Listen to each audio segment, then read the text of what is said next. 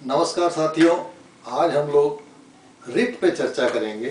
कुछ छात्रों ने इच्छा व्यक्त की कि रिट पे चर्चा की जाए, तो इसको आज लेते हैं। रिट इसको संविधान में बहुत अहमियत दी गई है, इस पूरे प्रावधान को, इस पूरे मैटर को, और इसको संविधान के मूल अधिकारों में स्थान दिया गया है और इसको संवैधानिक उपचारों का अधिकार कहा गया है। संवैधानिक उपचारों का अधिकार बोला गया है कि भाई ये रिट्स जो हैं ये संवैधानिक उपचार हैं। तो आइए पहले ये समझते हैं, इसके पहले कि हम लोग रिट पे चर्चा करें, ये समझते हैं कि संवैधानिक उपचार और आम उपचार अर्थात साधारण उपचार में फर्क क्या होता है।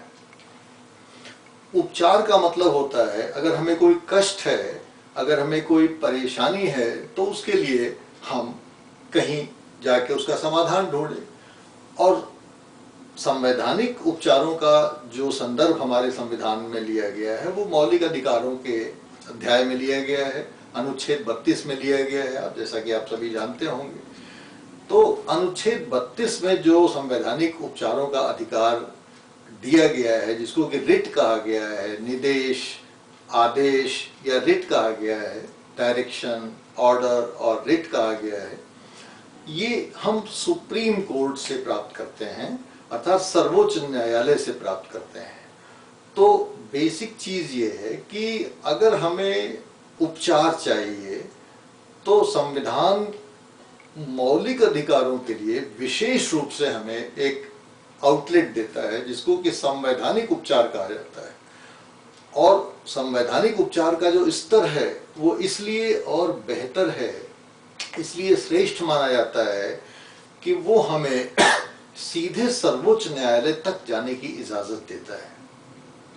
आपको तमाम उपचार प्राप्त हैं, बहुत सारे जो कानून हैं जो सिविल और क्रिमिनल मैटर्स में या किसी भी मैटर में, व्यापार के संबंध में या शिक्षा के संबंध में या और किसी संबंध में जो भी असंख्य अधिकार नागरिकों को विभिन्न कानूनों से प्राप्त हैं, उन सारे के सारे अधिकारों को लागू करवाने के लिए हमारे पास एक जुडिशियल उपचार होता है।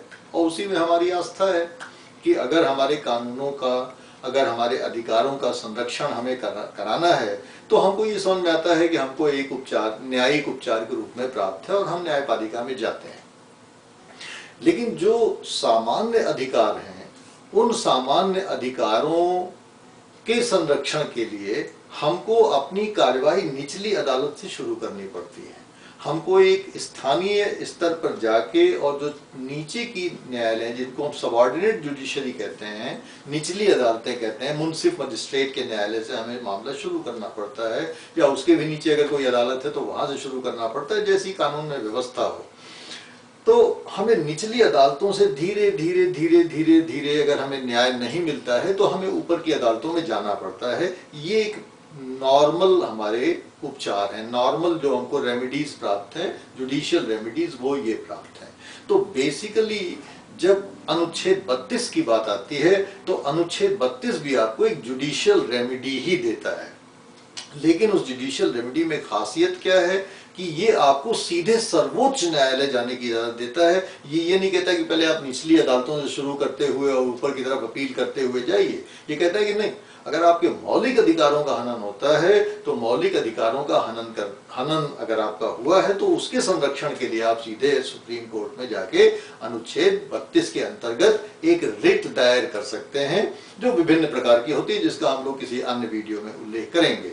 लेकिन आज हम लोग ये समझेंगे कि ये जो रिट है, ये रिट वास्तव में कितना महत्वपूर्ण है। डॉक्टर अंबेडकर तो इस प्रावधान को, अनुच्छेद 32 को लेके इतने ज्यादा उत्साहित थे और इतने ज्यादा वो इंथुजियास्टिक थे, ऑप्टिमिस्टिक थे कि उन्होंने तो यहाँ तक कह डाला कि अनुच्छेद 32 जो है, संवैधानिक उपचारों का जो अधिकार है, वो हमारे संविधान की हृदय और आत्मा दोनों ही है।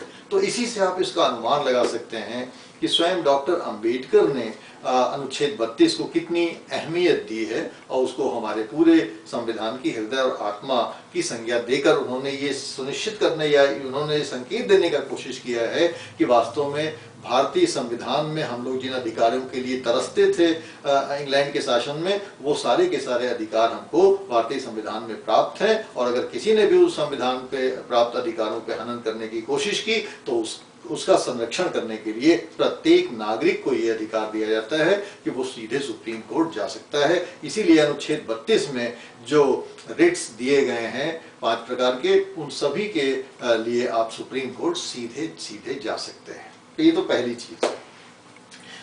लेकिन एक चीज जो विशेष रूप से आपसे बतानी है वो ये बतानी है कि बहुत सारे छात्रों को केवल अनुच्छेद 32 का संज्ञान वो लेते हैं कि अनुच्छेद 32 का संज्ञान लेकिन साहब हमको संवैधानिक उपचारों का अधिकार मिला हुआ है। लेकिन नहीं, आपके संविधान में 2 प्रावधान हैं जो आपको फंडामेंटल राइट्स के इन्फोर्समेंट के लिए सीधे इस प्रकार रिट के माध्यम से उच्च न्यायपालिका में जाने का अधिकार देते हैं। और एक है अनुच्छेद 32 और एक है अनुच्छेद 226। ये दोनों इसलिए बहुत महत्वपूर्ण हो जाते हैं क्योंकि ये दोनों बिल्कुल एक भारतीय संविधान में एक क्रांति कर देते हैं। और वो क्रांति मैं भी आपको बताता हूं कि इन्होंने क्या क्रांति की हुई है। अनुच्छेद 32 तो किसी भी नागरिक को, चाहे वो पूरे देश में कहीं भी रह रहा हो, चाहे वो केंद्र शासित राज्य में रह रहा हो, किसी राज्य में रह रहा हो, दूर के पास के कहीं भी रह रहा हो, उसको मौलिक अधिकारों के संरक्षण के लिए सुप्रीम कोर्ट सीधे आमंत्रित करता है कि भाई सुप्रीम कोर्ट में आप जाके अपने अधिकारों के संरक्षण के लिए आप वाद दायर कर सकते हैं, कोई रिट दायर कर सकते हैं। जो भी रिट आप समझते हो कि आपके लिए मुफीद है, उस रिट को आप जाके सुप्रीम कोर्ट में दायर कर दीजिए और कहिए कि साहब हमारे अधिकारों का, मौलिक अधिकारों का हनन हो रहा है, इसका आप संरक्षण करने की कृपा करें। ये तो हुआ सुप्रीम कोर्ट की बात। लेकिन एक खास बात यहाँ पे ये ध्यान रखने की है कि फंडामेंटल राइट्स या मौलिक अधिकारों के अलावा आप किसी भी चीज के लिए सर्वोच्च न्यायालय नहीं जा सकते। ये इसमें एक बंदिश भी लगाई गई है। ऐसा नहीं कि छोटी मोटी कोई भी चीज हो आप उसको लेके सुप्रीम कोर्ट पहुंच जाइए।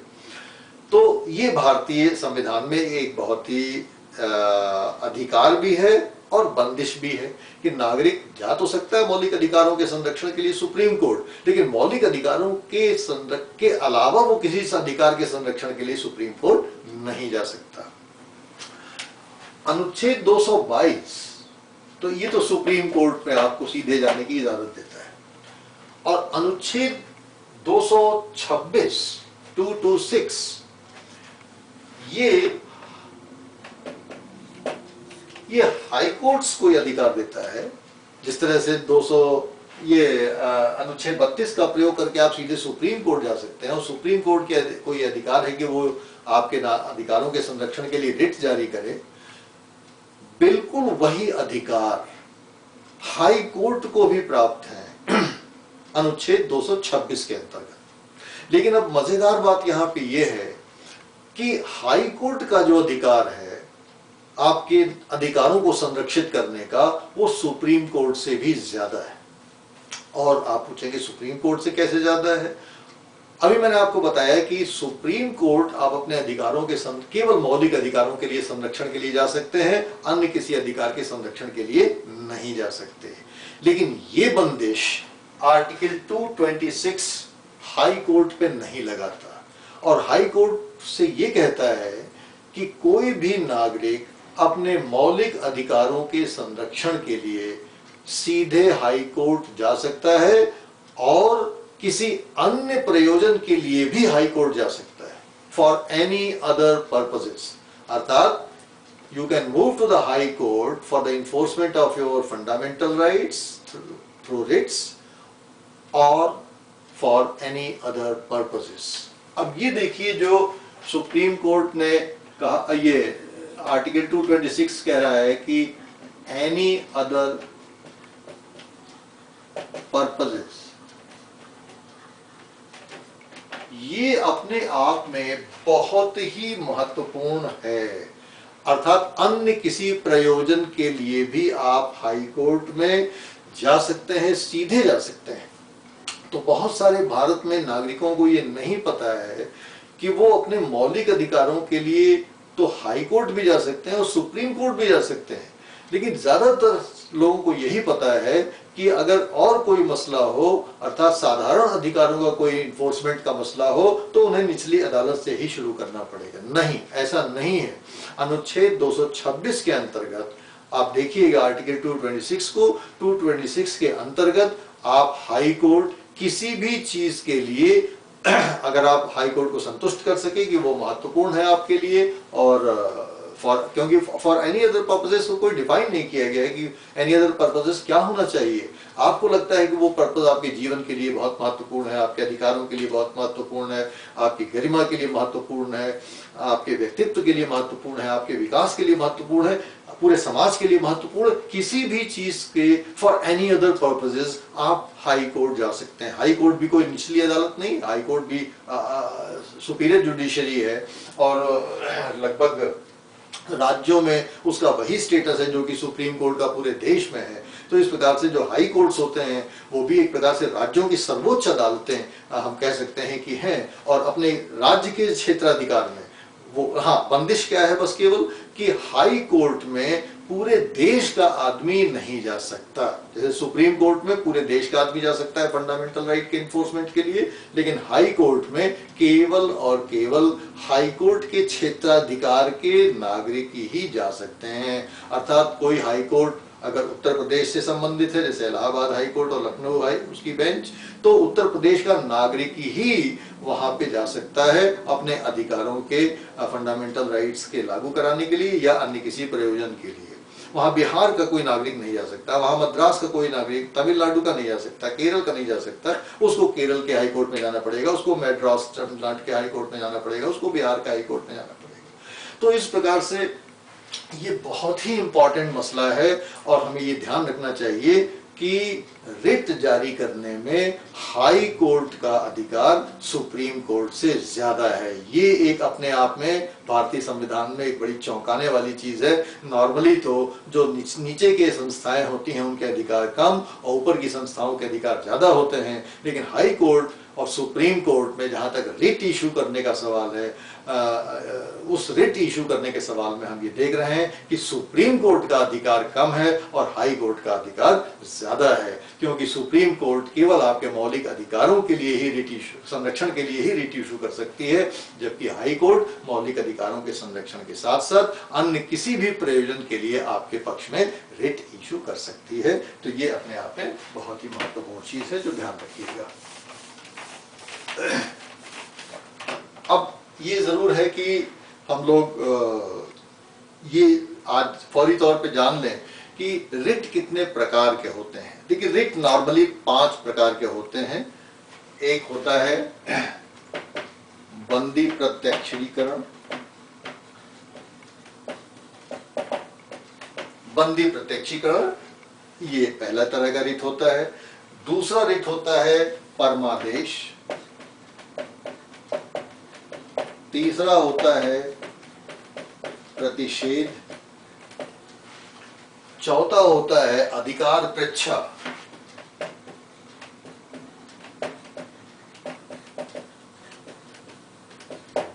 और पांचवा होता है उत्प्रेषण।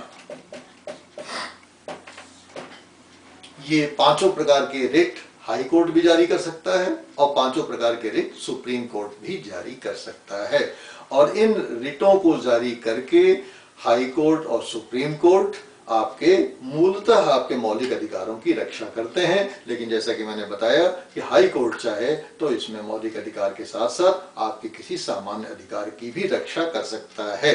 तो अगर कभी आपसे कोई प्रश्न पूछा जाए कि क्या कोई ऐसी भी परिस्थिति पैदा हो सकती है जिसमें मौलिक अधिकार के अलावा भी रिट इशू हो सकते हैं हाई कोर्ट के द्वारा, तो आपका उत्तर होगा यस।